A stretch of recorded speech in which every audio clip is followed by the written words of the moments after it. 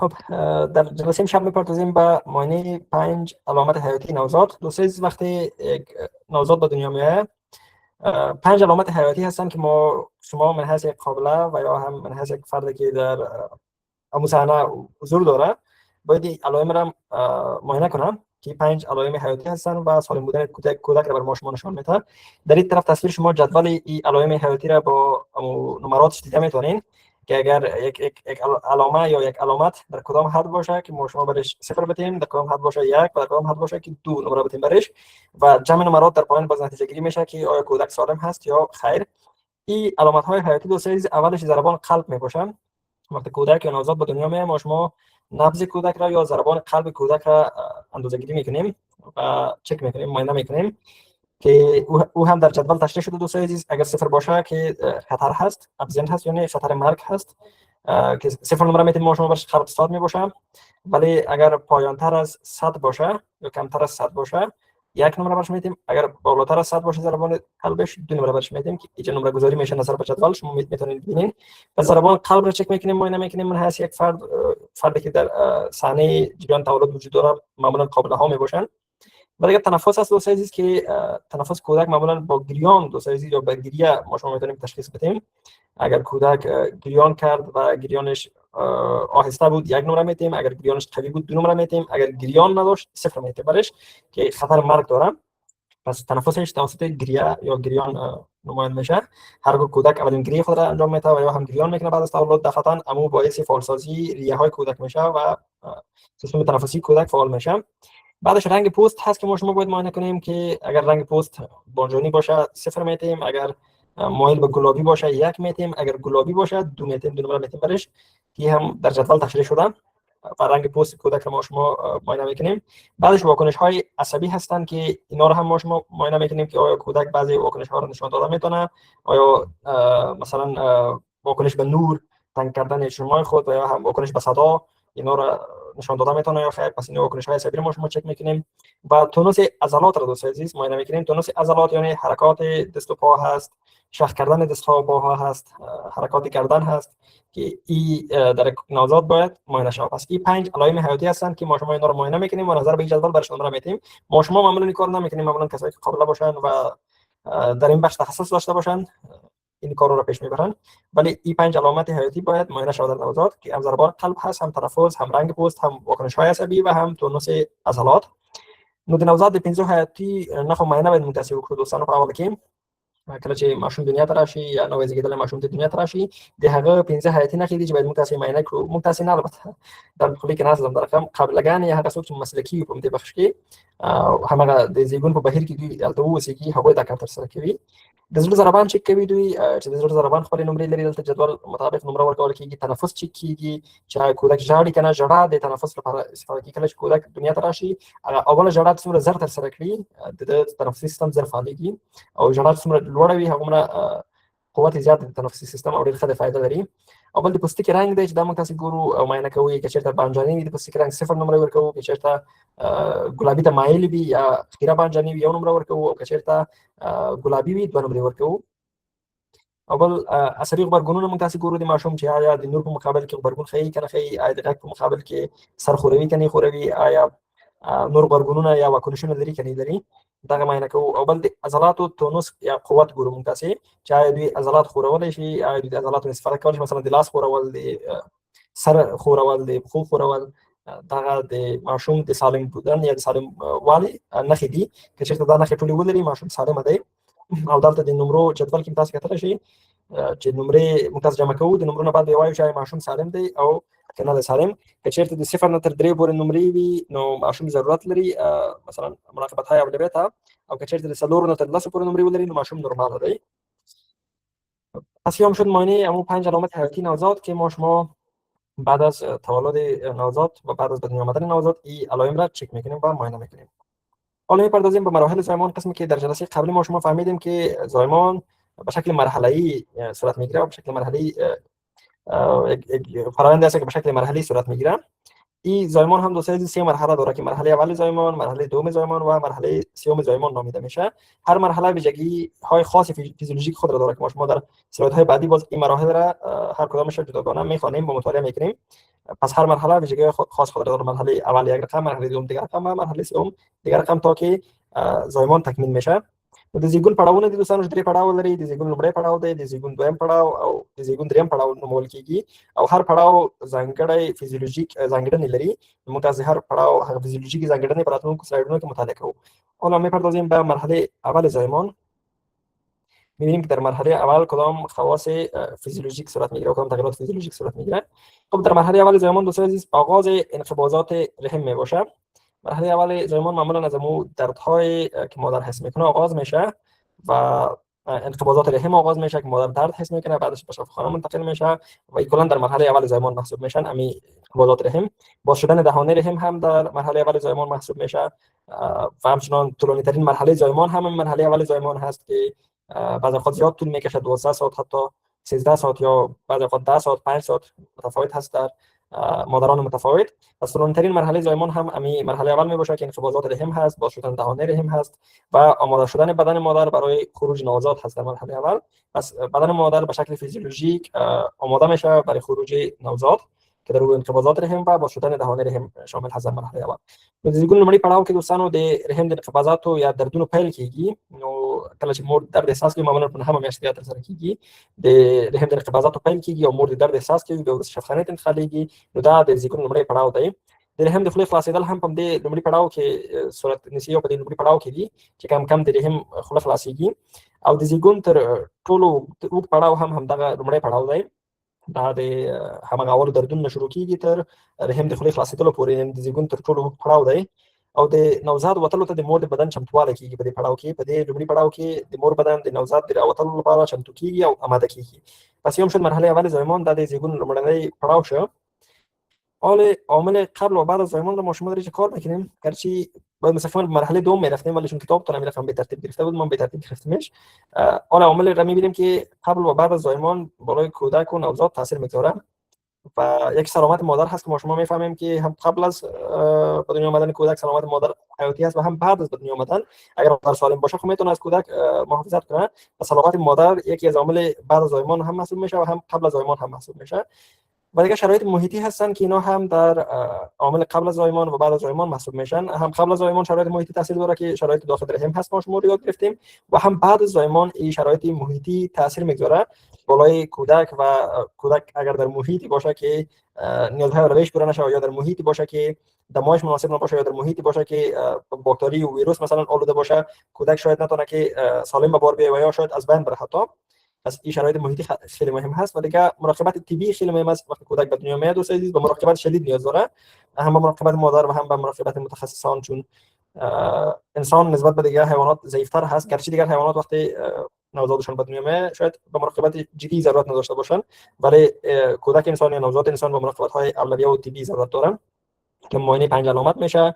بعدش اگر لازم دیده شد دیگر مراقبت ها صورت میگیره. و وضعیت جنین هست که این در عامل قبل از زایمان دوست عزیز چه تاثیر داره که آیا جنین سرچپه هست یا سرراسته هست یا به کدام شیوه قرار داره، به کدام وضعیت قرار داره.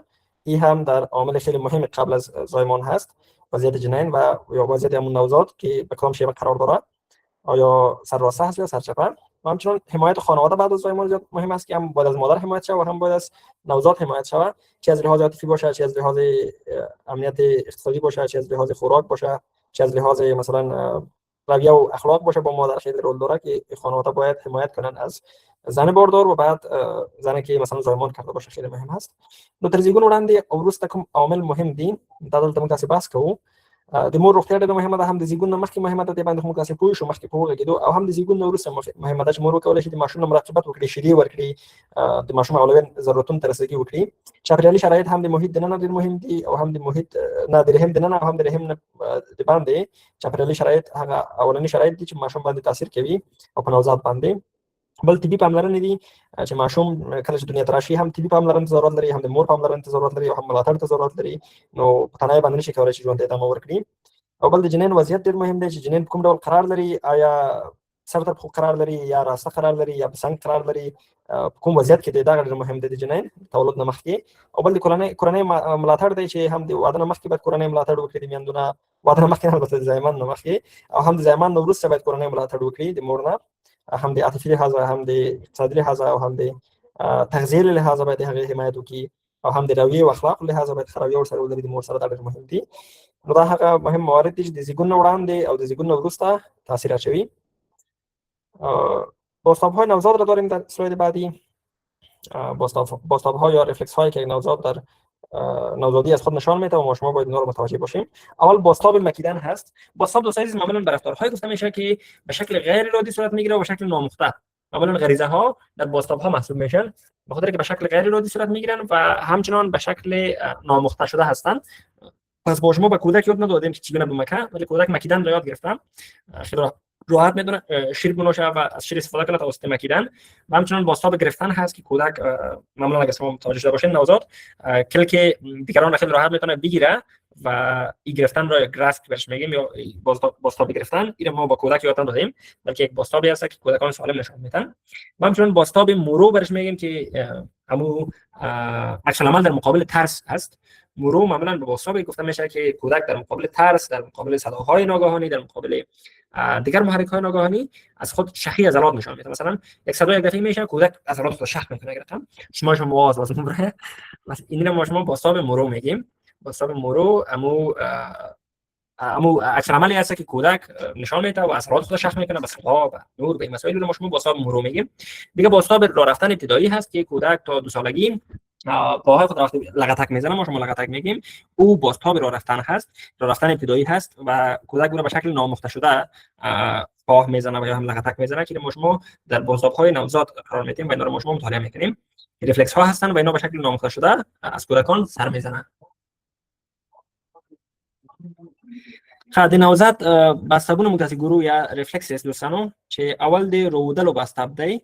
رودل یا د تای رودل چې موږ څه توایو ماشوم ته هم دی ځکه چې د کوم ډول تای وریب دی یا شدی و چې خود د ازدا دی او دای په بستابي او غرزي ډول باندې رودل کوي.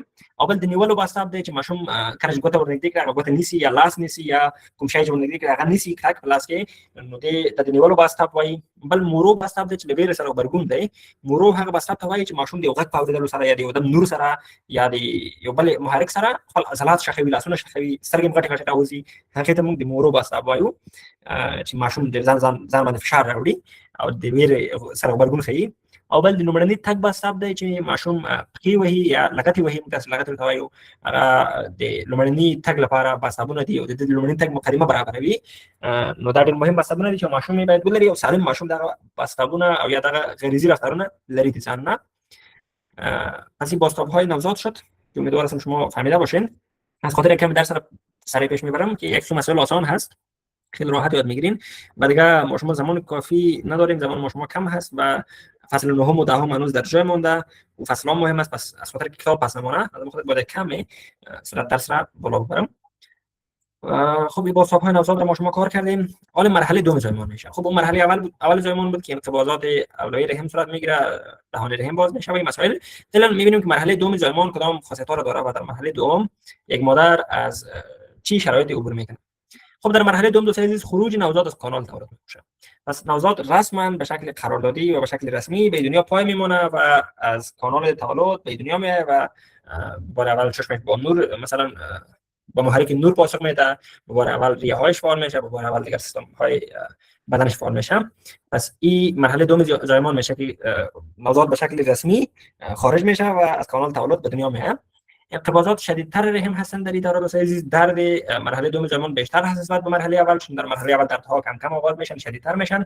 در مرحله دوم اما انقباضات یا دردهای شدیدتر حس میشه در رحم که مادران حس میکنن و آغاز تنفس نوزاد هست. در این مرحله وقتی نوزاد خارج شد از کانال تولد تنفس مستقل را آغاز میکنه. سیستم تنفسی کودک شروع به فعالیت میکنه که اولین گریه کودک بیانگر سیستم تنفسی نوزاد میباشه. پس وقتی کودک زود گریه کنه و بیشتر و با چیغه‌های بلند گریه کنه یعنی سیستم تنفسیش خوبتر فعال شده و خیلی بهش فایده داره. ولی اگر گریه نکنه باز معمولا قابل ها بعضی مثلا کمک های اولیه دارن که برای کودک انجام میدن. بعض زدن های هستن که با کودک چند اتفاق میزنه کودک تا گریان کنه و تنفس بکشه. پس قفاقا وقت دیدین شما که مثلا کودک قفاق میخوره و ناک نیست و به خاطر از کودک نمره و سیستم تنفسیش فعال شود. و همچنان قطع بند ناف هست در مرحله دوم دوستان عزیز. وقتی کودک خارج شد معمولا قابله ها اما بند ناف را قطع میکنن و رابطه بدن مادر با بدن نوزاد قطع میشه. پس این مرحله دوم زایمان شدی خاصیت شد. نو دزیگون دوم پړاو کې ګورو چې څه شی لرو. دزیګون له کانال څخه د نوزاد وتل کیږي په دې پړاو کې. په دې پړاو کې دغه ماشوم یا نوزاد دزیګون له کانال څخه راوځي او بهر ته راوځي او د دنیا ته راځي. او بل د رحم شدید انقباضات دی په دې دوره کې د رحم درد زیاتیږي او هغه شدیدترین درد د زیګون هغه شدیدترین درد هم په دې دویم پړاو کې دی. د چاول پړاو کې درد شروع کیږي ورو ورو احساس په دویم پړاو کې درد شدید کیږي او د رحم شدید انقباضات تر سره کیږي په دې پړاو کې. او بل د نوزاد تنفس پیل کیږي کله چې نوزاد د دنیا ته راغی ژاړي او همغه ژړا د تنفس د پیل علامه ده. که چېرته د زور وژاړي د تنفس خفاله دی، که چېرته کم وژاړي د تنفس سیستم کې مشکل شته دی. او که ونه ژاړي بیا د درې سپېړې ورکوو ان شاء الله به جوړیږي. لکه سپېړه د هر څه د جوړولو یوازینۍ لاره ده. نو نوزاد هم که چېرته ونه ژړل او تنفس سیستم فعال نشو بیا د درې سپېړې ورکوو ملا کې به ان شاء الله جوړیږي او تنفس پیلوي. او بل د نامه د بند غوڅول دي. د زیګون په دویم پړاو کې د نامه بند غوڅیږي او د ماشوم یا نوزاد رابطه د مور د بدن سره قطع کیږي. نو دا د زیګون دویم پړاو دی چې ډېر مهم او حیاتي پړاو دی. اول پړاو هم تیر شو، دا دویم پړاو. اوس ورځو دریم پړاو ته مرحله سیوم زایمان رو می‌بینیم که در این مرحله چی صورت میگیره. خب در مرحله سیوم زایمان دوستان عزیز خروج جفت از رحم هست. نوزاد خب برآمده بود بیشتر بند نافشم قطع شده بود در مرحله دوم. حالا در مرحله سیوم جفت یا ام پلاسنتا که ما شما گفته بودیم محافظ یا ام گارد کودک یا گارد جنین او از رحم خارج میشه و پایان فرآیند زایمان هست. در مرحله سیوم فرآیند زایمان به پایان میرسه و یک انسان جدید بر روی زمین پا میگذاره و یک انسان جدید با علایق متفاوت، با افکار متفاوت، با استعدادهای متفاوت به دنیا میاد. و در مرحله سیوم بررسی سلامت مادر هم صورت میگیره. در مرحله سیوم زایمان وقتی از کودک دل ما جمع شد که سالم هست، اون مسائل شمایی نکردیم، 5 علامه دیدیم و گریان هم کرد راحت. حال سلامت مادر را باید بررسی کنیم. که مادر دوباره سالم هست، دوباره به حال خود برمیگرده و دوباره سرپا حساب شده میتونه یا خیر. این مسائل را باید ماشومان البته قابله ها باید کسی که در بخش تخصصیت به کار میکنه این مسائل را مد نظر میگیره. پس این مرحله سیوم است که دیگه زایمان به پایان میرسه. این مرحله د زیګون پر دې پړاو کې دوستانو له رحم څخه د پلاسنتا یا جفت وتل دي. جفت یا پلاسنتا له رحم نه راوځي، لکه ماشوم مخکې راوتلی او بیا جفت راوځي خلاصېږي او د زیګون بهیر پای ته رسېږي په دې مرحله کې. او په دې مرحله کې موږ د مور د روغتیا حالت ډاډمنول هم لرو. د مور د روغتیا نه باید ځان ډاډمن کړو چې مور روغه ده، سالمه ده او کولی شي خپل ژوند ته ادامه ورکړي.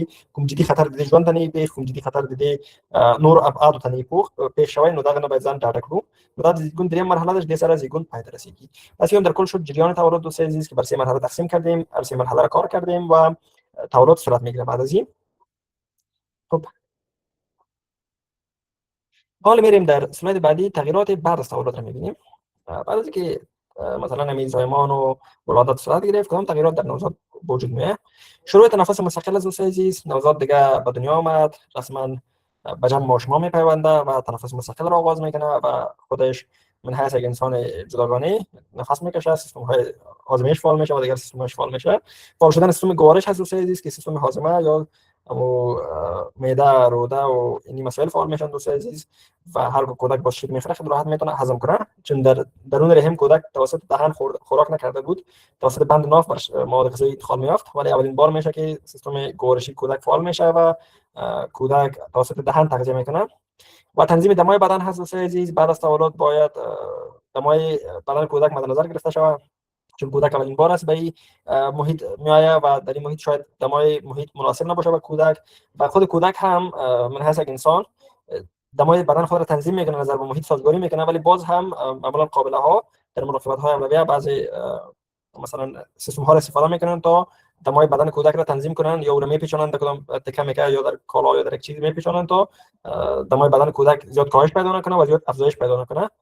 و بعد از تولد دوستان سازگاری با محیط بیرون آغاز میشه. کودک با نور سازگاری را آغاز میکنه، با تنفس کردن، با هضم کردن، با دیگر مسائل و این سازگاری زمانگیر هم هست و هم سخت‌ترین مرحله هم هست دوستان عزیز که کودک کاملا ناشنا هست، هم امروی نور یک محرک است، هم امروی صدا ناشنا است، هم امروی خوردن ناشنا است، هم امروی دیگر مسائل ناشنا است، ولی کم کم سازگاری میکنه با محیط خود که تا 2 سالگی باز ادامه داره. نو لزیگون وروسته کوم بدلونونه رامنځته کیږي په نوزاد کې. اول خود خپلواک تنفس پیل دی. نوزاد خپلواک ډول باندې تنفس پیلوي او د تنفسي سیستم فعالیږي. د هضم سیستم فعالیدل دوستانو د نوزاد د هاضمې سیستم فعالیږي او د په اول ځل باندې مثلا شیدې څښي او د خولې له لارې تغذیه کوي او هغه هضم کېږي. دا ډېره مهمه ده. د ګیدو خو مخکې رحم په داخل کې د خولې له لارې تغذیه نه کوله، د نامه د بند له لارې تغذیه کوله. نو اولین ځل به یې د خولې له لارې تغذیه کوي. د بدن تودوخې تنظیم د دوستانو، ماشوم خپله هم د بدن تودوخه تنظیموي، او بل هغه څوک چې مراقبت کوي، قابله وي که مور وي که هر څوک وي، باید د ماشوم د بدن تودوخې تنظیم لپاره اولوي اقدامونه وکړي. نه باید ډېر یخ شي د بدن او نه باید ډېر ګرم وي. او له بهرني چاپېریال سره توافق پیدا کړي. په دې مرحله کې ماشوم یا نوزاد کم کم د بهرني چاپېریال سره ځان عادت کوي، د نور سره د غږ سره د نورو محرکونو سره کم کم سازګاري یا توافق پیدا کوي. نو دا هغه تغییرات دي چې له زیږون وروسته په یو نوزاد یا ماشوم کې رامنځته کیږي، یا متغیرات هست که بعد از تولد در کودک ایجاد میشن. خب فعلا یک مسئله، یک مفهوم دیگه داریم به نام پیچیدگی زایمان. می‌بینیم که پیچیدگی زایمان چی هست و به چی اشاره میکنه. خب زایمان دشوار رو دوست عزیز پیچیدگی زایمان میگیم. طبعا که زایمان ها کلش دشوار هستن تا جایی که من میفهمم، گرچه تجربه ندارم ولی تا جایی که درک میکنم میفهمم زایمان ها کلا دشوار هستن. ولی وقتی ما به پیچیدگی زایمان اشاره میکنیم و زایمان دشوار اشاره میکنیم، به معنی که زایمان غیر نرمال باشه و زایمان نرمال نباشه. در کل خود زایمان هم پیچیدگی داره یا دشوار هست، ولی زایمان دشوار و زایمان گفته می‌دانیم که نرمال نباشه و نیاز به مراقبت ویژه در زایمان هست که هم مادر باید تحت مراقبت ویژه باشه و هم نوزاد باید تحت مراقبت ویژه باشه و خطرات برای مادر و کودک در زایمان میباشه. وقتی زایمان دشوار را اشاره میکنیم یا پیچیدگی زایمان را اشاره میکنیم، معمولا وقتی کودک سرشفه باشه، درست وقتی کودک سرشفه باشه این ما زایمان دشوار میگیم، که اصلا اگر کودک به دنیا بیاد خب خطر مرگش بیش از حد زیاد میشه و بعد خود بعضی وضعیت‌های جنین یا نوزاد میباشه که اصلا خطر مرگ برای مادر هم ایجاد میکنه. پس اون خاطر خطرات برای مادر و کودک ایجاد میکنه این پیچیدگی زایمان یا زایمان دشوار. حالا باز اسلاید بعدی میبینیم چی کنیم اگر زایمان دشوار باشه یا هم پیچیدگی زایمان وجود داشته باشه. د زیږون پیچلتیا وي د سنو ګرڅه ټول زیږونونه پیچلي دي، سخت دي، ستونزمن دي، خو د ستونزمن زیږون چې موږ ورته وایو یا د زیږون پیچلتیا ورته وایو، دا یو نوع حالت دی چې په هغه کې د ماشوم یا سرچپه وي یا په هغه حالت کې قرار لري چې د ماشوم یا د مور ژوند خطر وي، په نورمال او طبیعي حالت کې قرار نه لري. نو ځانګړې پاملرنې ته اړتیا وي په دې زیږون کې، هم باید متخصصین وي، یعنی هغه کسان چې په دې بخش کې مسلکي دي، قابل اکثر اوقات، او مور او ماشوم ته احتمالي خطرونه هم وي په دې پیچلي زیږون کې او ستونزمن زیږون کې. نو د دې په خاطر باید دې ته موږ تاسو ډېر توجه ولرو او د دې حل لاره هم شته د بل سلاید کې اوس ګورو. پس یو شکل پیچیدگی زایمان یا زایمان دشوار هرگاه حالت کودک یا وضعیت نوزاد طبیعی و نرمال نباشه، یا سرچپه باشه یا به پهلو باشه یا یک رقم دیگر رقم کدوات باشه، مثلا زیاد شور خورده باشه، اون رقم باز پیچیدگی زایمان به وجود میاد و زایمان دشوار میشه. هم خطر مرگ به مادر میباشه و هم خطر مرگ به کودک میباشه. حالا چی داریم برای این پیچیدگی زایمان دوست عزیز؟ سزارین یا خروج فوری داریم. هرگاه دیدیم که با پیچیدگی زایمان روبرو شدیم یا با زایمان دشوار روبرو شدیم که حالت کودک طبیعی و نرمال نیست، بعدش یک عملیه یا یک عملیات داریم که سزارین نامیده میشه یا خروج فوری بهش میگیم. عمل جراحی برای خروج نوزاد را ما شما سزارین یا خروج فوری میگیم، که معمولا در ناحیه شکم یک بریدگی ایجاد میشه و توسط او نوزاد خارج میشه، به جای اینکه از کانال تولد نوزاد خارج شود چون نمیتونه سالم به دنیا بیاد یا خودش میمره یا به مادر خطر ایجاد میکنه. ما شما از سزارین یا خروج فوری استفاده میکنیم و توسط یک ناحیه از شکم کودک را بیرون میکنیم، که این عمل جراحی برای خروج نوزاد یا هم خروج فوری نوزاد اجرا میشه. زمان استفاده می شود که زایمان طبیعی خطرناک باشد. گفتم براتون زمان ما شما سزارین استفاده میکنیم که زایمان طبیعی خطرناک باشه، مثلا کودک سرشفه باشه و احتمال قطع شدن نفس کودک و احتمال مرگ کودک باشه. از زمان خاطر ما شما باید از سزارین یا خروج فوری استفاده کنیم و یا کودک در حالت باشه که نتونه از کانال تولد بیرون بیاد، پس ما شما سزارین استفاده میکنیم. محافظت از جان مادر و کودک در سزارین دوستان از خاطر ما شما به سزارین اولویت میدیم که هم میخوایم از جان مادر محافظت کنیم، اگر از کانال تولد کودک عبور کنه شاید به جان مادر خطر برسه و شاید مادر زندگی خود را از بده، و یا اگر کودک سرشفه مثلا بخواد که از کانال تولد عبور کنه و از کانال بیرون بیاد باز هم شاید به جانش خطر باشه و از بین بره. پس به خاطر محافظت جان مادر و جان کودک ما شما از سزارین یا خروج فوری استفاده میکنیم که عمل جراحی است به خاطر خروج نوزاد. نو سزارین یا جراحي زیږون څه شته وایي دوستانو؟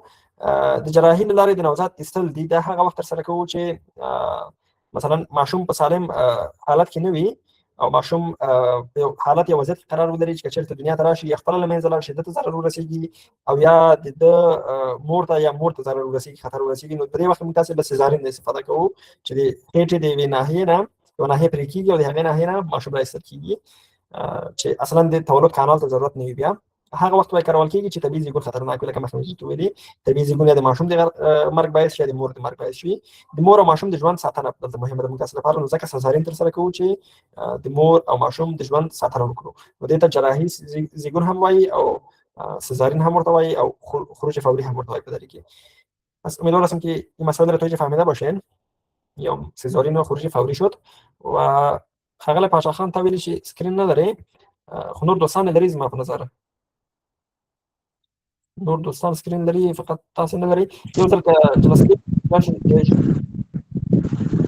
مننه استاد، اوس سکرین معلومیږي. مننه، صحیح شو. سلامت و سلامت باشی. خب دوستان عزیز، سزارین رو هم فهمیدیم یا خروج فوری رو. الان میریم اسلاید بعدی رو میبینیم که چی هست. اسلاید بعدی زودرسی یا کم وزنی رو داریم. یک حالت دیگر هست که این هم باید ما شما بشناسیم، گرچه این موارد دوستان عزیز اینقدر در روانشناسی به درتون نمیخوره، درست؟ این موارد در روانشناسی به درتون میخوره، وقتی که شما فقط بفهمید که یک عامل مؤثر هستند و اینا امر انسان از این مراحل انسان عبور میکنه، ولی وقتی زیاد حیاتی نیستند در روانشناسی، براتون نمیخوره، ولی باز هم بفهمین، فهم و درکش بهتر است. حال زودرسی یا کم وزنی چی است و کدام حالت است؟ میگه تولد قبل از 37 هفتگی ما شما زودرسی یا کم وزنی.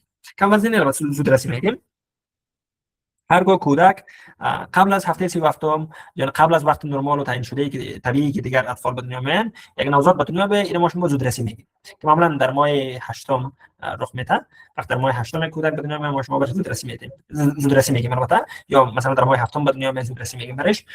وزن کمتر از حد طبیعی میباشد دوستان عزیز هرگاه کودک قبل از 37 هفته به دنیا بیاد، درست؟ یعنی اما 37 هفته و 38 هفته را در درون رحم تکمیل نکنه، اما دوران نرمال جنینی را که به تکامل میرسه کودک این تکمیل نکنه و کودک به دنیا بیاد معمولا وزن کمتر از حد طبیعی داشته باشه، چون که به تکامل نرسیده در رحم مادر و زود به دنیا آمده، بعضی خاطر با کم وزنی یا وزن کم مقابل میشه و نیاز به مراقبت ویژه نوزاد میباشه. هرگاه زودرسی اتفاق افتاد، یک نوزاد زود به دنیا آمد، پیش‌پزکی کرد، زیاد عجله داشت که به دنیا بیاد، چی میکنیم؟ میگیریم ازش نیازهای مثلا مراقبت های ویژه میکنیم و نیاز داره به مراقبت های ویژه که معمولا اکثر اوقات فعلا در تکنولوژی معاصر در بین شیشه های هستن که دوران نگاه میکنن.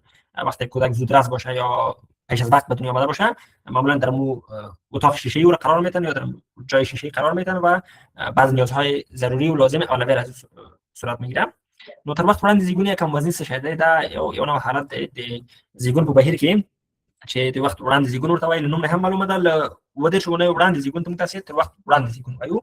کله چې د ودې شمه ونه نه مخکې زیږون تر سره شي، اته درشمه ونه تر سره شي خو نورمال دی، همغه نه میاشتې پوره کیږي. او که چېرته په ودې شمه ونه کې یا د ودې شمه مخکې تر سره شي په اته میاشتې په وم میاشتې زیږون تر سره شي، تر وخت وړاندې زیږون وایو.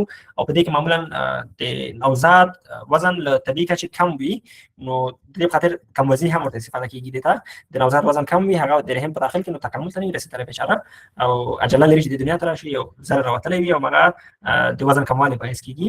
او بل د نوزاد ځانګړې پاملرنې یا ان آی سی یو ته اړتیا وي چې نیوبورن آی سی یو متاسم ته وایو.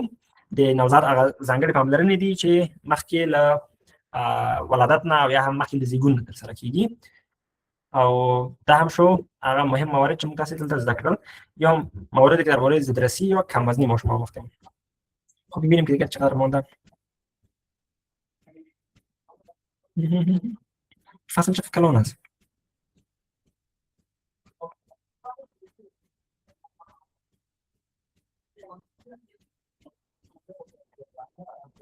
خب ما شما پیش میریم، خیلی فصل زیاد دراز است. گرچه مسائل خیلی آسان هم هست، ان شما خیلی راحت یاد گرفته میتونید، فقط به یک مرور، ولی چون جلسات کم داره باید ما شما نسبتا سریع پیش بریم.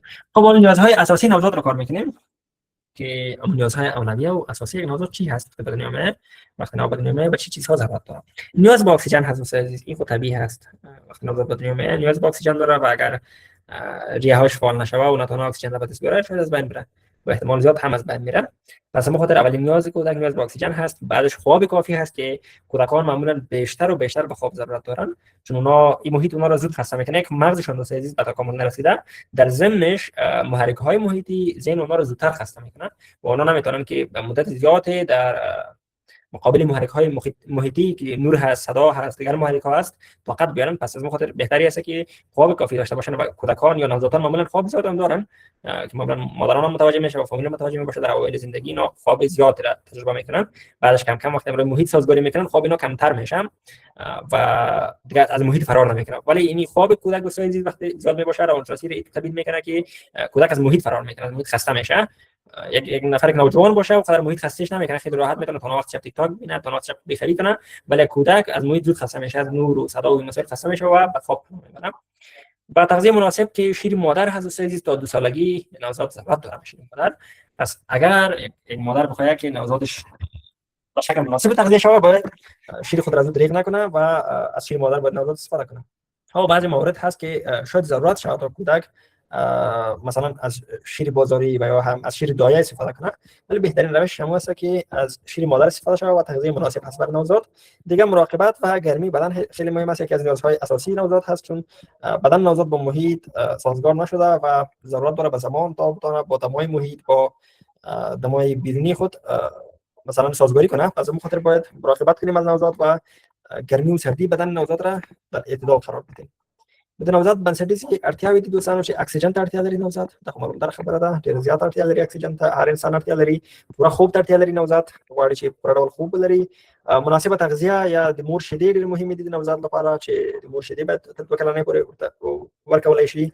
او پاملرنه او د بدن تودوخه باید مناسبه وي د نوزاد، او پاملرنه باید وشي د مور او پلار او د فامیل طرفه. از هم نیازهای اساسی نوزاد بود و واکنش‌های حسی نوزاد. تا شنوایی کار میکنیم، 2 سلای دیگر هم کار میکنیم، خلاص دیگه موضوعات رو باز می‌بینیم جلسه بعدی. و در واکنش‌های حسی نوزاد می‌بینیم که کدام واکنش‌ها یا بازتاب‌های حسی را نوزاد میتونه ارائه کنه و کدام واکنش‌ها را میتونه نوزاد بده. اول واکنش به نور هست عزیز، طبعا که چشم‌ها گرنده محرک نور هستند و هرگاه نور به چشم اصابت میکنه کودکان واکنش نشان میدن و معمولا وقتی در تاریکی قرار میگیرن یک منبع نور اگر ما شما روشن کنیم، یک چراغ روشن کنیم، کودکان طرف نور نگاه میکنن و این واکنش به نور کودکان رو نشان میده. دیگه واکنش به صدا هست که معمولا از هر طرف صدا شو کودک میشه و صدا رو پیدا کنه، کلی خود رو شور میده یک طرف دیگه طرف، ولی متاسفانه که از جا خود خسته نمیتونه که صدا رو تشخیص کنه و مکانیابی کنه، ولی واکنش به صدا داره. دیگه واکنش به لمس هست، هرگاه کودک لمس میشه دوستان عزیز بازم شما متوجه میشین که یک واکنش نشان میده، یا سر خودش شور میده، یا مثلا دست خود رو پیش میکنه، یا کلک شما رو محکم میگیره، گرفتن میکنه و این مسائل که واکنش به لمس هست.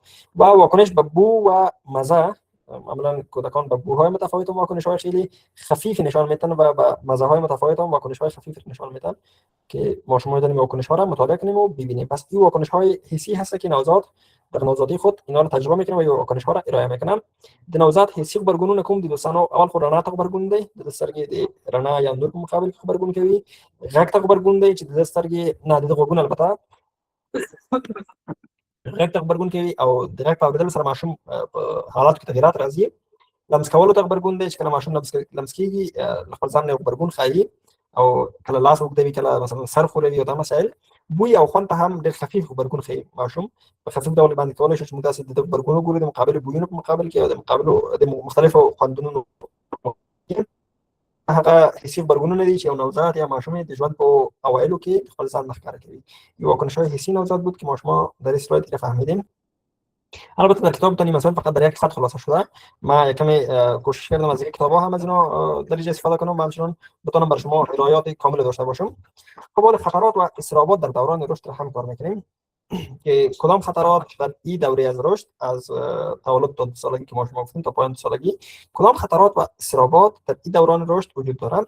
خب بعضی بیماری‌ها هست عزیز که بیماری‌های ژنتیکی هم بوده میتونه، بیماری‌های محیطی هم بوده میتونه، مثل زکام هست، مثل زردی هست، مثل دیگه مسائل از این بیماری‌ها معمولاً میتونه که در کودک وجود داشته باشه، در نوزاد وجود داشته باشه و یا هم در معرض خطر از بیماری‌ها قرار بگیره در محیط. پس این در خطرات از دوره محسوب میشه. سوء تغذیه هست دوستان عزیز که معمولاً از کمبود شیر مادر نشأت میگیره سوء تغذیه، یا مثلا از نبود شیر مادر هم نشأت میگیره سوء تغذیه. از کودک خیلی شدید ضرورت داره به شیر مادر در دوره. و مشکلات محیطی هست در محیطی که نوزاد به دنیا میاد، در محیطی که نوزاد مثلا اولین نفس‌های خود را میکشه، مستقیما بالای نوزاد تاثیر داره. اگر این محیط مشکلات داشته باشه، اگر این محیط مناسب نباشه برای نوزاد، میتونه زود بیمار شه و میتونه زود از بین بره. و همچنین اختلالات رشد هست در این دوره دوستان عزیز. بعضی اختلالات هست که در این دوره به وجود میاد و کودک نمیتونه که او اختلالات از بین ببره و یا هم او اختلالات به وقتش تشخیص نمیشه و میمونه. پس اختلالات رشدی ما شما در فصل باز کار میکنیم کدام اختلالات در این دوره وجود داره. پس همون خطرات و اضطرابات است که در این دوران رشد معمولا وجود داره. امیدوارم که تا اینجا فهمیده باشین. بخش شنوایی را با اختلال رشد کودک و با عامل تجدید کننده و پیشگیری و دیگه مسائل بعد کار میکنیم. خیر، ولی فصل خیلی کردم است. برای من جالب است که ما چطور تونستیم سلایدهای زیر بسازم. والده چرت میزنم. یک فصل دوامتونم به نظر ما فصل دوامتونم دراز است و زیاد است سلایداش. پس کوشش میکنیم که این فصلایی که مثلا سلایداش زیاد است اینا رو یکم به صورت بیشتر پیش بریم، چون اینکه من چیزی متوجه شدم ما موضوعات رو هم کاور کردیم در کتاب درک خط خلاصه کرده شدن. موضوعات رو هم براتون درک سلاید گرفتیم تا شما بهتر و بهتر بفهمین و موضوعات براتون واضح شود، چون این خیلی یک مرحله مهم است از زایمان تا 2 سالگی و این شما باید بهتر یاد بگیرید. خب طبق معمول قبل از اینکه جلسه را به اتمام برسانم به سوالات شما گوش میدم. درباره درس امشب باشه، درباره درس‌های گذشته باشه. ان شاء الله فردا شب ما شما به شنوایی میپردازیم. پس آمادگی خود را بگیرین، یک 20 اسلاید را مطالعه کنین. یک 20 اسلاید را مطالعه کنین، 15 ان شاء الله باز می‌خونیم.